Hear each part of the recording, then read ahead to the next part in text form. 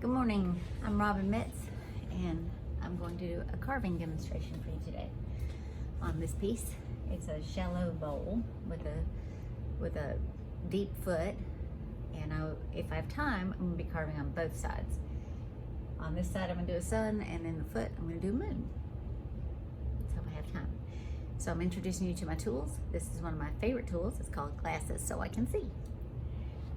These are Kemper mini ribbon tools, and I painted them orange just so I could tell that they were mine. They're great. They're aluminum, so they make your hands black. Another favorite tool is a set of these, and they are it's XIEM, and probably many of you out there know how to say that. I don't, so there we go. They are made in the USA, just like me, and they have little carving tools, and then they have these with these little balls on the end. Some of them are not so little. There's some big ones, and they're good for making textures and patterns and things. All right, so I guess I just need to get started. Oh, no. Here's another wonderful tool, especially for making suns. This is a template, and it's a decorating disc. It says MKM Pottery Tools. And I got this at the clay conference, oh gosh, several years ago, after a demonstration by Lynette Hesser, and she showed us how to use these during a demonstration she had, and I love the clay conference. Sorry we can't all be together this year. So they have the big one, and then also these little ones, and little holes and whatever. Okay. I feel so silly. So I guess I'll just go ahead and get started. I put faces on everything. So that's where I'm going to start with this. The sun is going to have a face on it. And some of these tools I've kind of, like this one I dropped, and I ended up liking the way when I dropped it, how it worked. So I'm going to start with where I always start. So I start with an eye, and it's basically,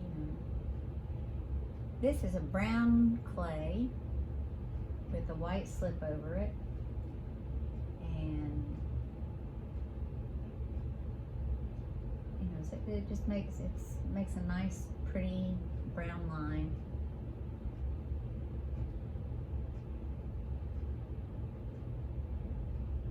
I wish I had some music I could play, but I don't have copyright to it, and so can't do that. My background is in painting and illustration, so I draw a lot, and I did that for 20 years. I did greeting cards and calendars and sweatshirts. Licensing. I had a licensing agent in New York. His name was Stan Cohen. Such a nice man. He died, and his son took over. His son was not quite as nice. He was nice. I shouldn't say he wasn't. He just wasn't as warm as Stan. And so I just kind of backed out. When it was time to renew the contract, I just said, I think I'd rather do something else. And so then I was just a painter for a while, and a librarian. Now, with this clay carving, once you put a line in, you're pretty much stuck with that line. So if it's not exactly where you wanted it, you just have to change your mind, which is what just happened here, because I'm talking, so I need to shut up.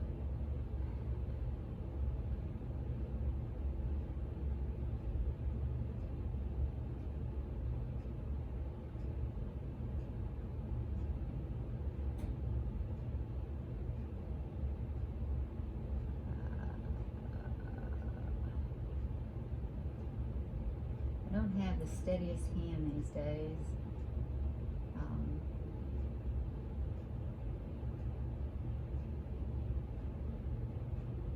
But I will make this work. Make it work.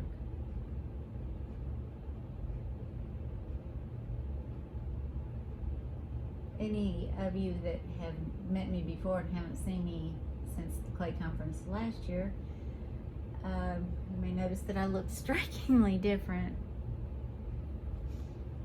I was diagnosed right after the clay conference.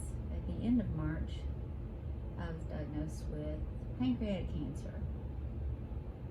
I'm probably not talking loud enough, but anyway, it's been a rough year. So, pancreatic cancer and pandemic and yeah, so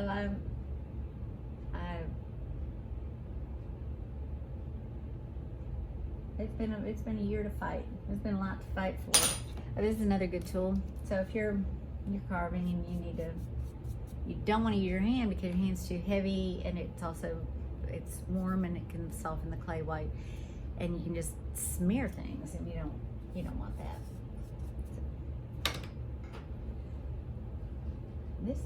I've never even thought about what it must be like to watch somebody do this. It's probably like watching water boil.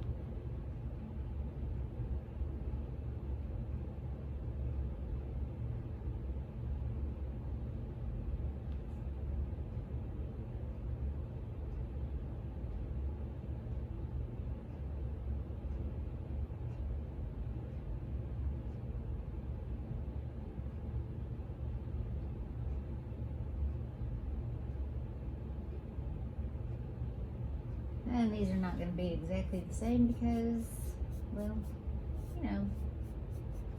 I'm not a machine.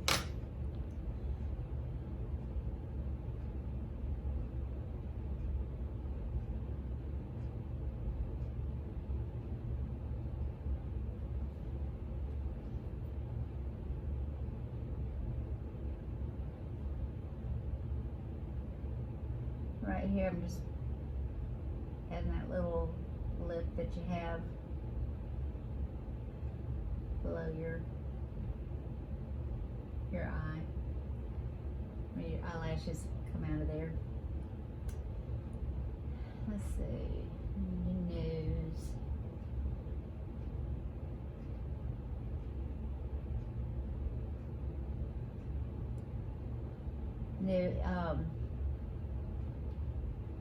There's just basic measurements to a face.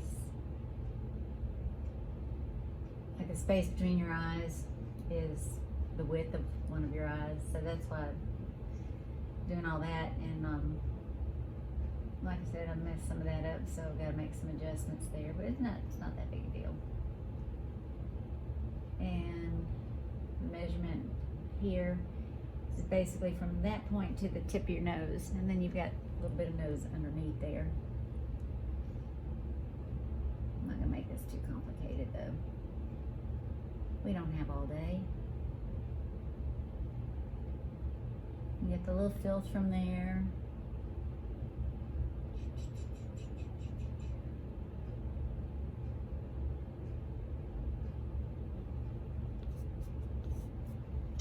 And the mouth.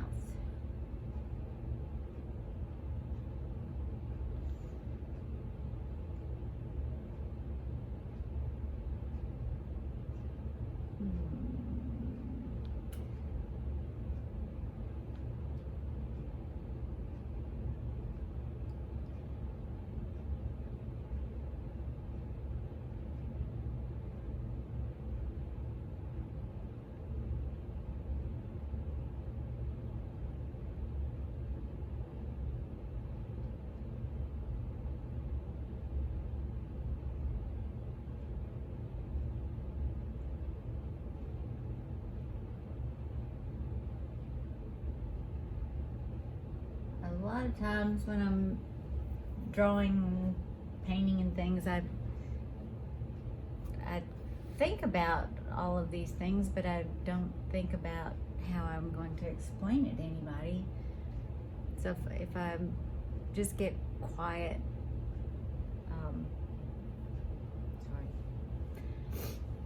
nose runs a lot.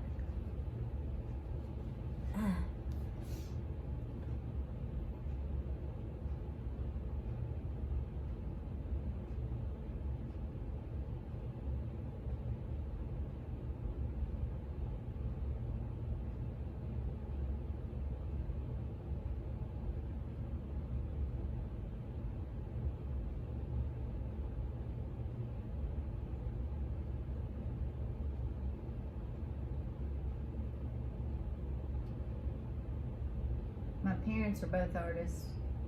My dad taught me how to draw a face, measurements of the face and things. I guess I was in about 4th grade. And I apparently was doing things terribly wrong. And he very, very sweetly sat down with me one evening and just drew the map of a face and explained to me the measurements, the things, and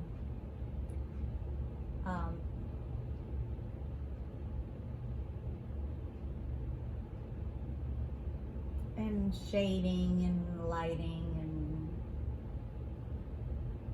you know, the fact that there are shadows in your eye because your eyelid goes down and causes a shadow, and under your nose, which I was always worried about drawing things under your nose because I thought it would look like, you know, a big old booger hanging out.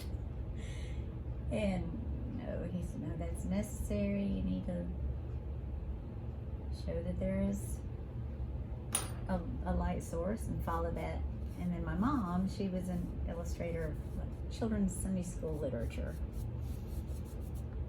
and it was so fun to, when I was little bitty, I would sit next to her while she worked. She worked at home.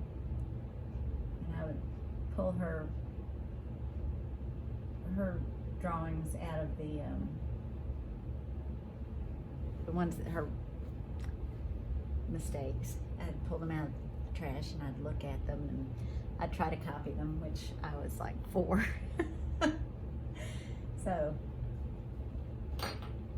my versions were not certainly as wonderful as hers were, but I thought they were. All right, so this is going to be a sun, and he's going to have a lot of flowers. So we're going to give his eyebrows some flowers. You know, because without the sun, we wouldn't have flowers. Well, we might, I don't know, because we never lived in a world without a sun. So,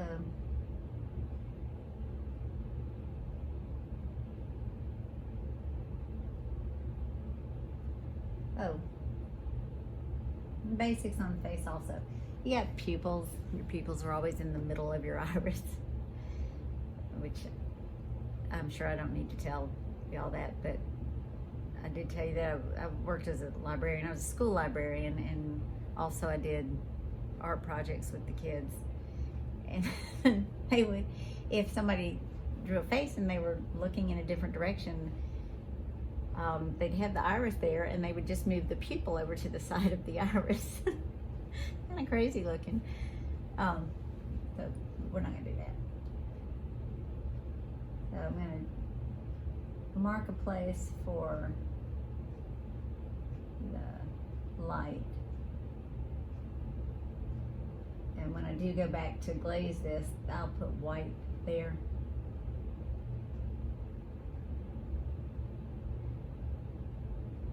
And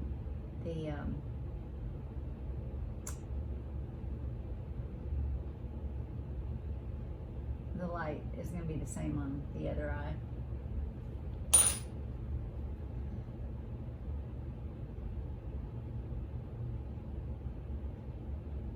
I'm just removing just the smallest amount possible.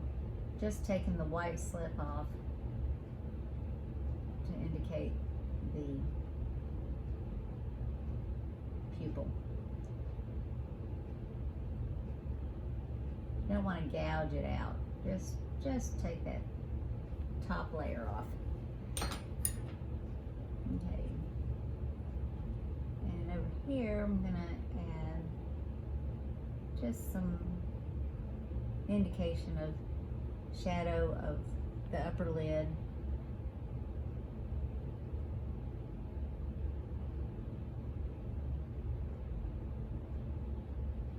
Blocking a little bit of sun. The sun is the source of light, and I'm having to add a source of light to the sun. Whatever.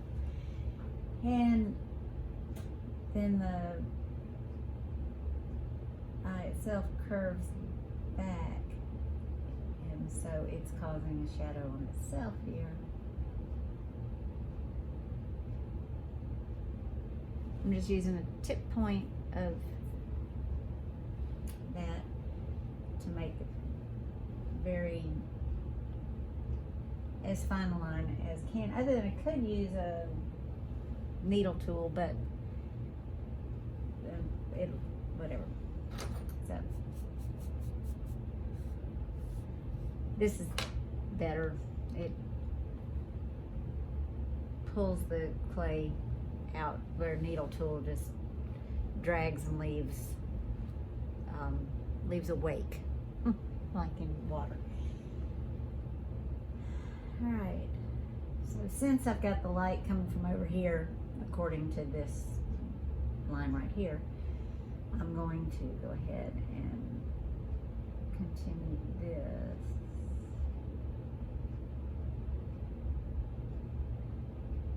Edge of the nose, and then I can come in here and put all kinds of line work to indicate that that is a shadow. Now, I get carried away with adding a lot of pattern to things, and I'm going to go ahead and do that today. So the shadows will actually be not just like that. I'm going to have patterns in there, because that's what I do.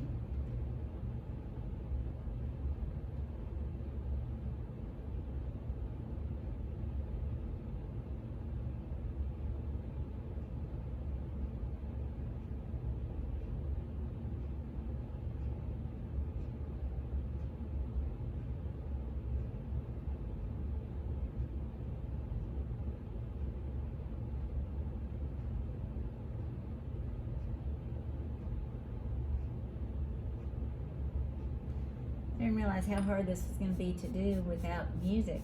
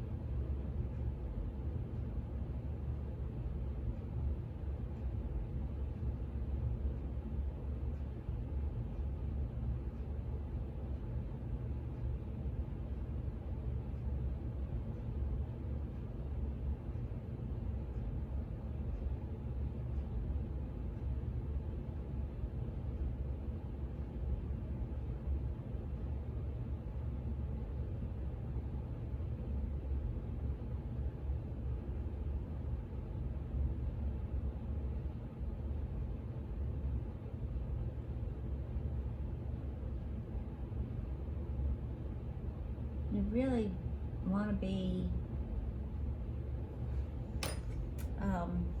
thoughtful as you're making the lines. You don't want to gouge out big channels, unless you do.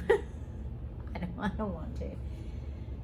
So what I'm doing here is I'm adding the shadow for the eyelid, but I'm changing things. So these are going to be, the eyebrow is going to be mostly flowers and probably some leaves out here. I've added a few leaves down here and some berries. And when I do glaze these will be in shades of greens and blues. And over here, it's just going to be just a crosshatch, but a very controlled crosshatch. And when I do add color to these, they'll be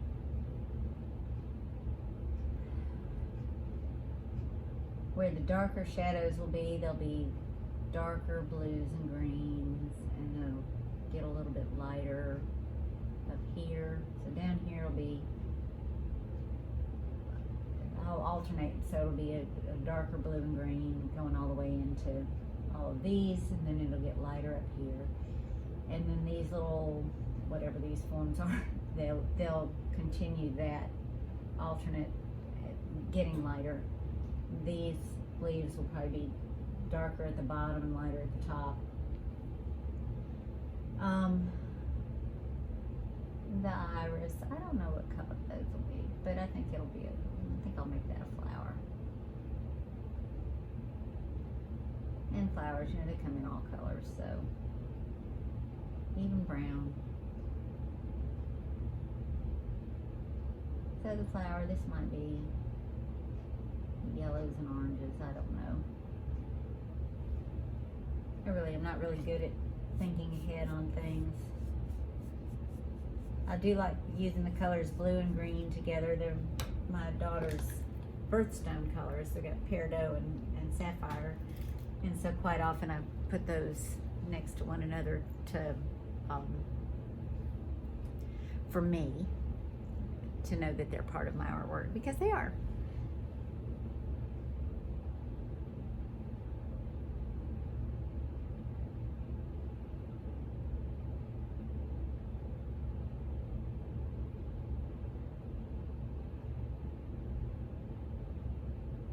And all of the shadows that are going to be on here, they'll change as they get closer to so that as they get lighter, they're going to get greener, because this is basically going to be yellow, and since it's the sun, and so the blues will get greener as they get closer to the yellow part, because you know, yellow and blue make green, and then until they're just kind of a lime green color. I'm just telling you how I'm going to glaze it as I'm carving it. So up here, since I do want these to be the eyebrows, the flowers will be darker colors and probably a different color than the shading. So they could be blues and purples and reds, or I don't know.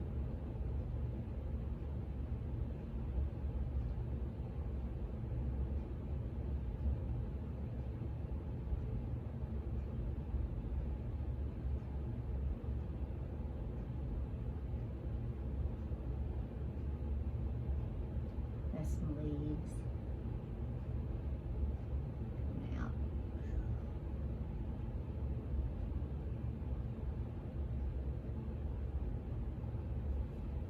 And let's see, it's gonna go.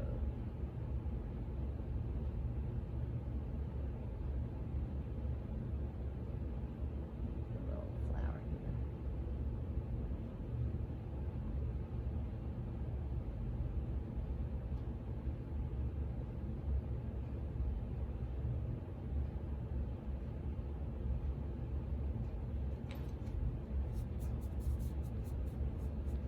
Oh, she looks happy. And generally, for some reason, I have no idea why, I always think of the sun as being female and the moon as being male.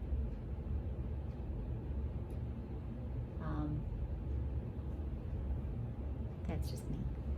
I think. Might not be. But I think this is female.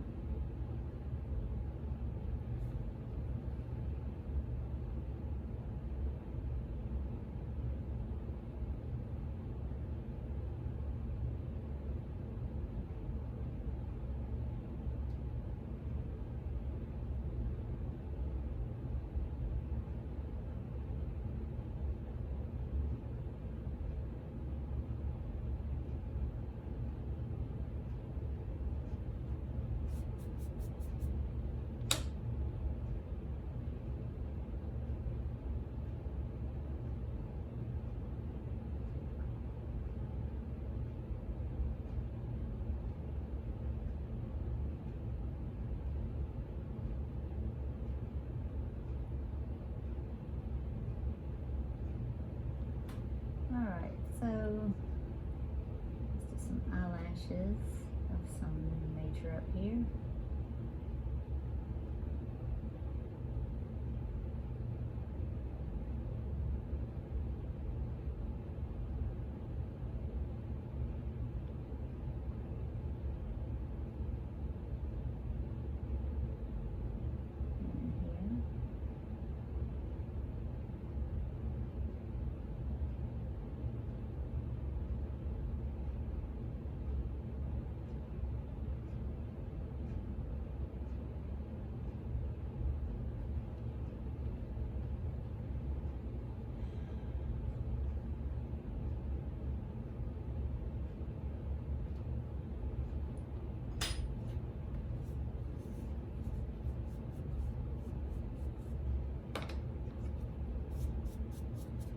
There's half of her face.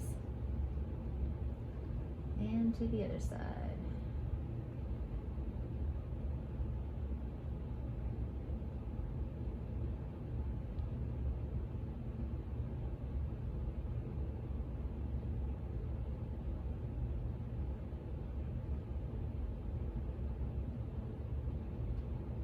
There's no rough sketching on this stuff.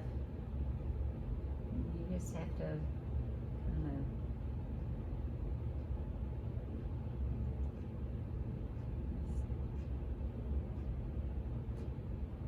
put a line down and learn to live with it.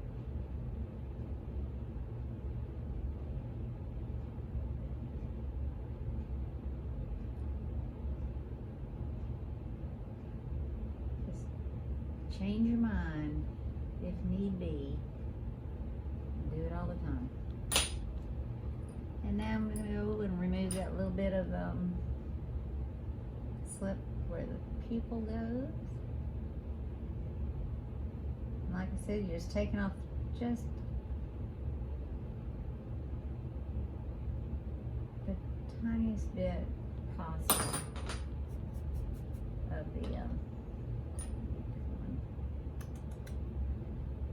of the white slip.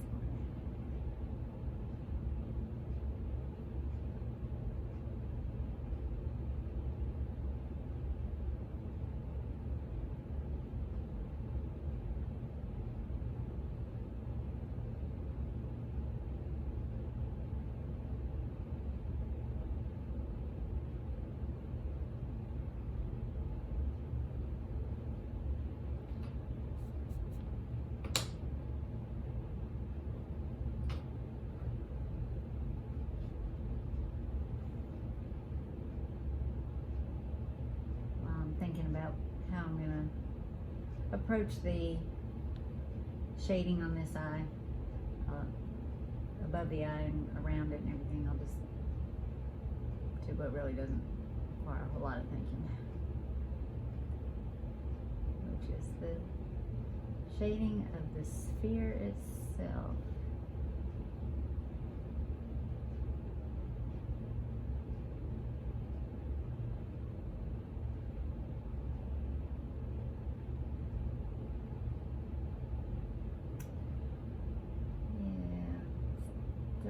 sure what I want to do up there, so down here. Top lip, because of lighting, is generally darker than the bottom lip.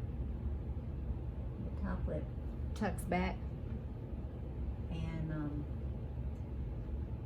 doesn't receive as much light as the bottom lip. So I'm just going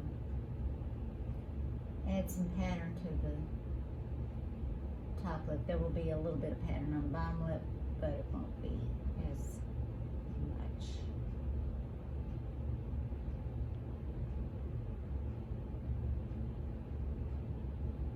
So when I glaze these, because I apparently cannot control myself and I make things very, very complicated. I don't think they're complicated. I enjoy it. I enjoy all of this pattern, and I enjoy filling it up and alternating colors and mixing colors. And the glazes that I have discovered that work best for me are Mako Stroke and Coat. And I used to fire them at cone 6, but a lot of the colors just went clear on me. So I went to 5, and the lighter purples and reds and everything stay really strong. And so that's what I do now. So I fire at cones 5. Let's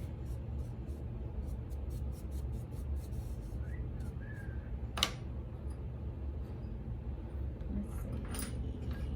are you? Where's my dinged up one?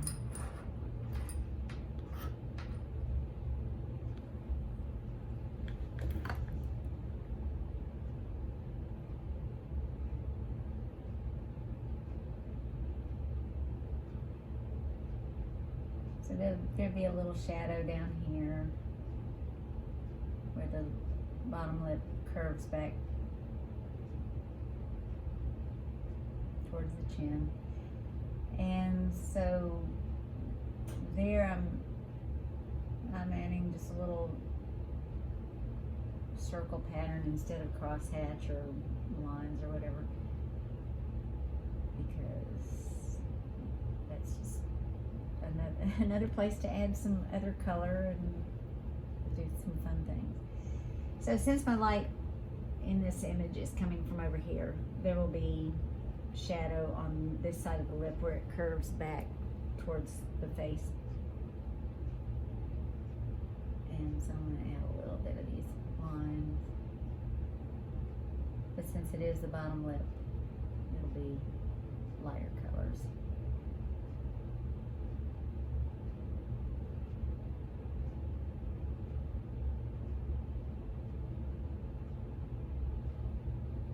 And I'm doing all this and I'm realizing, you know, a lot of these things I never thought out loud.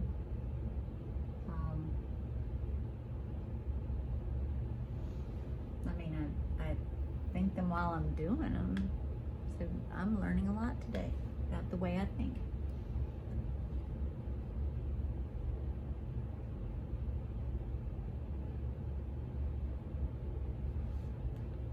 All right, let's start on that other eye.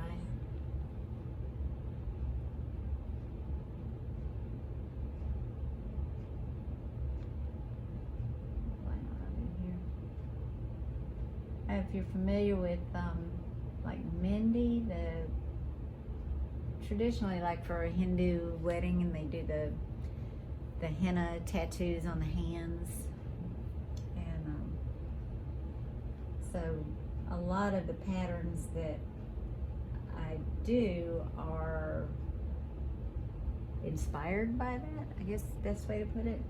I'm gonna do a little flower up here that is pretty traditional for that kind of pattern. I love these kind of flowers. They're so lovely.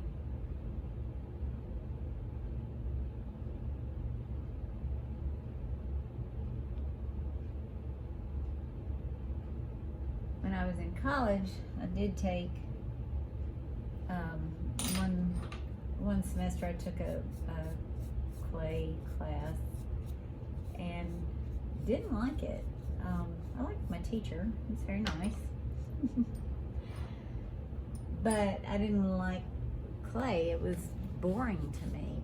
I'm sorry if I'm hurting anyone's feelings. I didn't find a connection with it until gosh, maybe 7 years ago. And my husband, who he actually taught ceramics, and he throws and everything, and he enjoys throwing form. I do not, and so I actually employ him to throw my forms. So I tell him what I want, and I describe it and draw things, and he makes my forms for me, and he'll give me several different versions of what I've asked for. And so that's kind of feel like I'm sort of cheating, but I'm demonstrating carving. I'm not demonstrating throwing a form, because that would be ridiculous. So this is a little Indian flower here. I had a friend when I was a librarian, middle school librarian, and she was from India. She is from India, and she would explain reasons for things. She's Hindu, and I just found the whole thing lovely and fascinating, and I started looking into the patterns and stuff. And my daughters loved doing the mending, and they would pattern themselves up and henna tattoo themselves all over, and it was pretty fun. So I got very familiar with the traditional patterns that are used in that form of decoration.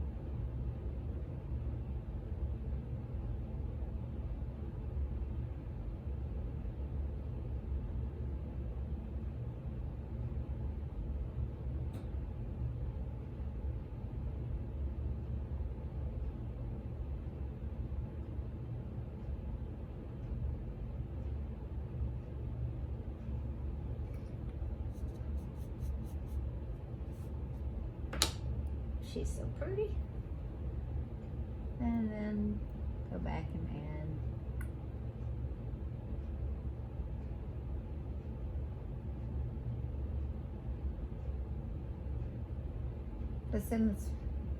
keep in mind your light source, and since the light is coming from over here,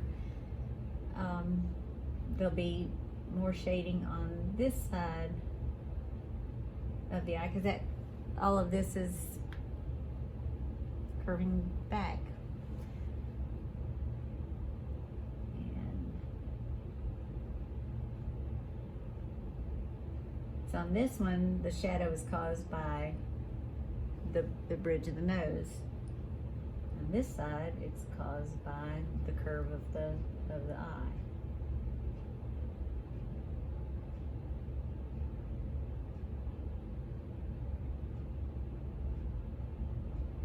And I do these little circles. I guess it's some sort of transition between the cross hatching and where it then becomes I don't know. I have no idea.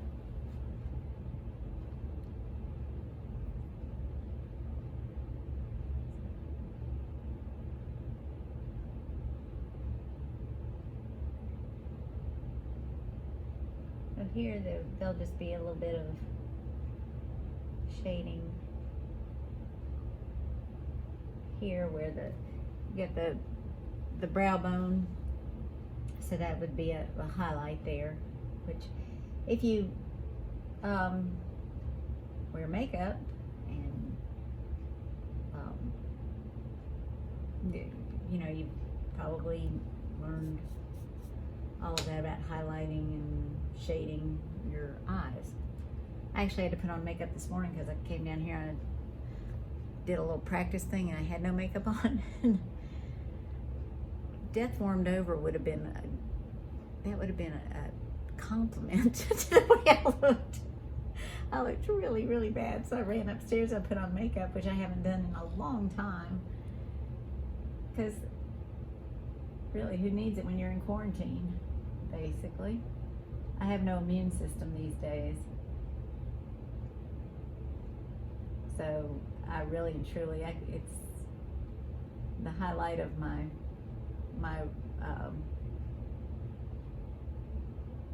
weeks. Every other week I get to go to chemotherapy and get to see my nurses, and so I go in on Mondays and I'm there all day, and then I sleep the rest of the day, and then I'm off and on Tuesday. I'm okay, and then I go back on Wednesday to have this pump disconnected. And I've recently met this woman there.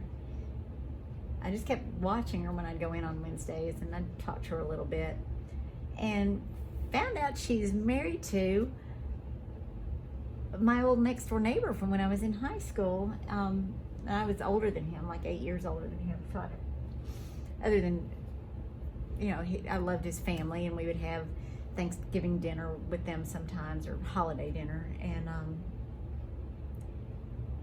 it was just, and so now I feel like she and I are family. I'm looking forward to Wednesday when I go back.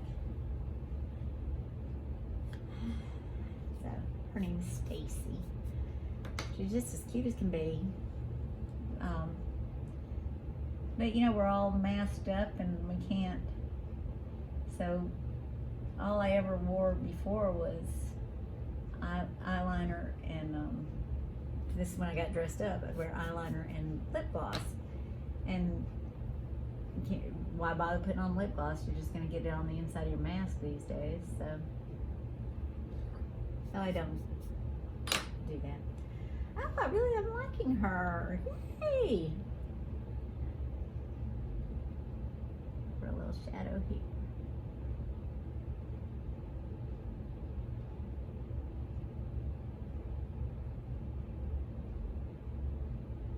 And since the nose is curving back that way, we're going to take put a little shadow here.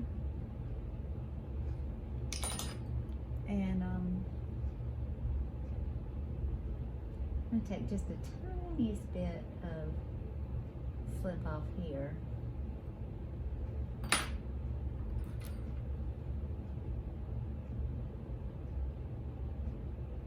I'm not going to carve all the way down to the brown. I'm just going to make a lighter layer of slip there, which will make a very, very